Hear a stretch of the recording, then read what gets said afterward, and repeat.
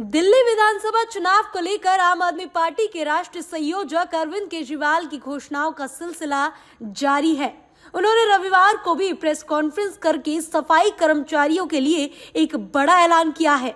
अरविंद केजरीवाल ने कहा है कि अगर केंद्र सरकार सब्सिडी पर जमीन उपलब्ध कराए तो दिल्ली सरकार उस पर मकान बनवाकर आसान किश्तों में सफाई कर्मचारियों को मालिकाना हक देगी।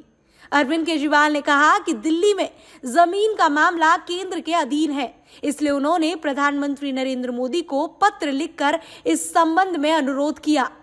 केजरीवाल ने पत्र लिखकर कहा है कि प्रधानमंत्री जी, मैं एनडी, एमसी और एमसीडी क्षेत्रों में काम करने वाले सफाई कर्मचारियों के एक अति महत्वपूर्ण मुद्दे पर आपका ध्यान आकर्षित करने के लिए ये पत्र लिख रहा हूँ।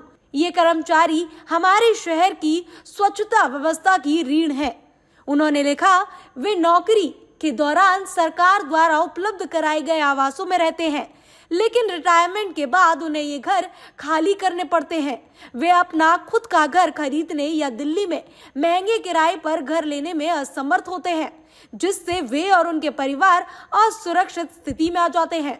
चूंकि दिल्ली में जमीन से जुड़े मामले केंद्र सरकार के अधीन आते हैं, इसलिए आपसे अनुरोध है कि केंद्र सरकार सफाई कर्मचारियों के लिए रियायती दरों पर जमीन उपलब्ध कराए। दिल्ली सरकार इन जमीनों पर इनके लिए घर बनाकर देगी और कर्मचारी इन घरों की लागत को आसान किश्तों में सरकार को वापस चुका देंगे। वहीं बीजेपी ने प्रधानमंत्री मोदी को लिखे जाने वाले पत्र पर कहा है कि केजरीवाल को मकानों की याद तब क्यों नहीं आई जब वो शीश महल बनवा रहे थे।